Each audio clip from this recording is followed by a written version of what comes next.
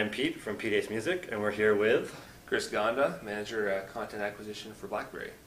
As many music fans and readers of a site know, music and technology are interconnected. That's why we're speaking with Chris at Blackberry. Chris, can you tell me what single feature music fans should know about the Blackberry 10? There are so many different features within the new phone that are important. I guess the three that always come to mind would be the Peak Flow and our Blackberry Hub. But being a music guy, I'm a little biased, so it's not so much a feature in that I would really want people to be aware of the fact that Blackberry 10 is an awesome multimedia device, not just a device that keeps people connected or hyper connected to their email and social media, etc. But you have 16 gigs of onboard memory. You've got a expandable slot, micro SD slot for 64 gigs. That allows you to basically sideload or download literally thousands of songs. And tens of thousands. Yeah, seriously. I mean, depending on the bit rate and the type of encoding that you like, but ultimately that's a library that is massive that you'll probably never listen to entirely. Yeah. And people need to understand that this is one device. They can do all of this with one device. You don't need to carry multiple ones. And yes, BlackBerry now has a really, really awesome multimedia offering. So the music content on Blackberry World, you can pretty much buy anything through the licensing with other music companies and labels? Absolutely. We have a really competitive music store. It has a really robust offering. I've been working on it as much as possible. I'm a music guy, and that's why I started doing this. So everything from the major label content to the major independent content, and now also a lot more of the independent artist content is what we're trying to accommodate. We have soon gonna have this launched in 18 different countries around the world, and that's just our starting point. Okay. People can go in, they log in with their BlackBerry ID in the BlackBerry worlds, and from there they have access to millions and millions of songs, 30-second previews, and they have the ability to download the song and re-download the song an infinite amount of times. Okay. Because once they've purchased it, BlackBerry ID understands that they have a license to that music that they've paid for. Okay. So let's talk about a hypothetical world. Sure. Hypothetical world where only BlackBerry exists. Yeah. Sounds like a world that you probably want to live in. Why would this world be better for music fans because of BlackBerry 10 and BlackBerry World? It's a good question. I think there's a couple different elements. I personally think that competition breeds innovation. Okay, so it might not necessarily be the Yeah. most ideal world. If, however, we were in that quote-unquote awesome world that there was only a BlackBerry device, I think the easy thing is that everyone would know ultimately where to go to get music.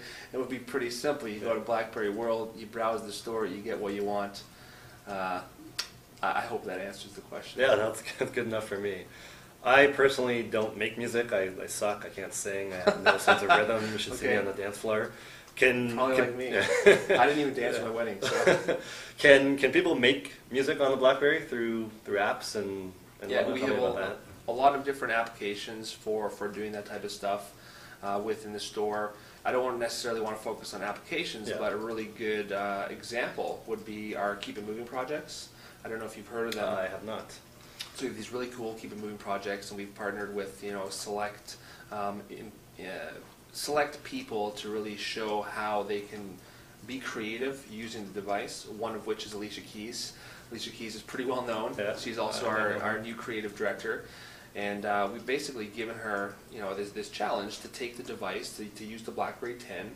And on her current global tour, what she's doing is in select cities on the tour, just using the device, using pictures and video and sounds that she's taken on the device. She's actually making these cool videos. Okay. So from each city, there's this Keep It Moving edition of that specific city at that point in time, and it's really unique, and that's obviously something that other people can do, not just her. Yeah.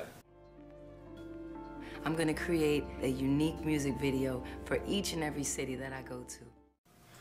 So there's Zimbalam, did I say that right? Zimbalam. Zimbalam. Sounds like an African nation, sort of. Yeah, I would agree, but and apologies if I'm saying it wrong, but Zimbalam is a new partner. Really cool partner. We actually announced that this morning. They're based in the UK, and they're powered by Believe Digital, which is obviously also a well-known company.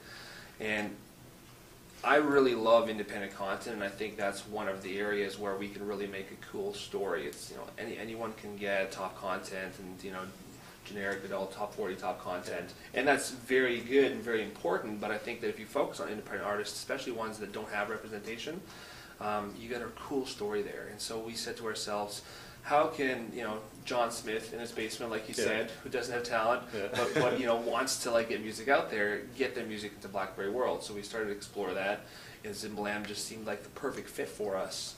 And in partnering with them, they have this really cool ecosystem that they've already established. They obviously have Believe Digital empowering them, which gives them substance, and people can register for an account with Zimblam, and they will then disseminate that content through their digital networks, one of which is us. Okay.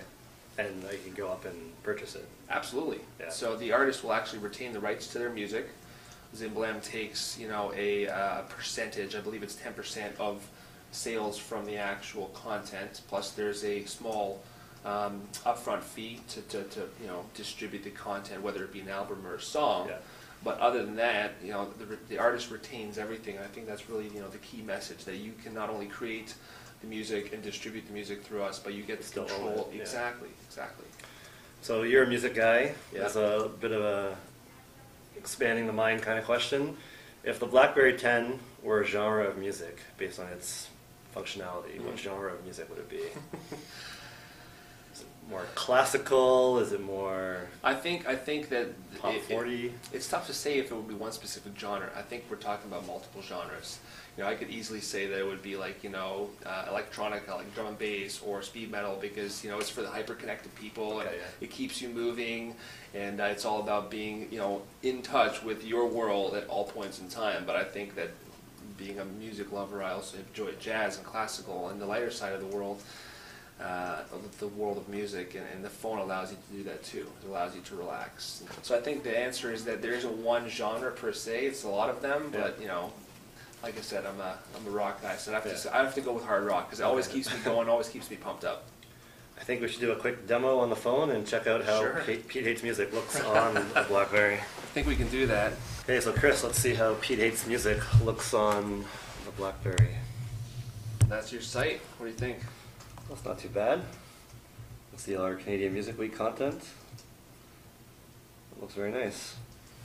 So ultimately, I presume these are all the links. You would just be able to go into the link, and you can see how fast that loads. That was pretty much instant. Browse the content. There's actually a couple really cool features in here. For example, if I go here to reader mode, what this does is it strips out the actual, the HTML and the other stuff within the site itself, and literally just gives you the text. So now I can read your site and read the content of this post. It gives you, the key stuff like the hyperlinks, the text itself, and then the header. Pretty neat, eh? Yeah, definitely nice. Gets rid of my Stickman logo though. Yeah, logo's gone, but all I really want is the content when I'm on the go, right? Yeah. You can still obviously browse it the other way, but this is a really cool feature, and then they have the ability to increase and decrease the font size depending on how good or bad your vision is. As we get older. Exactly. And then just by hitting back, it went back to the standard format. Great. Thank you very much. No problem, man. Take care.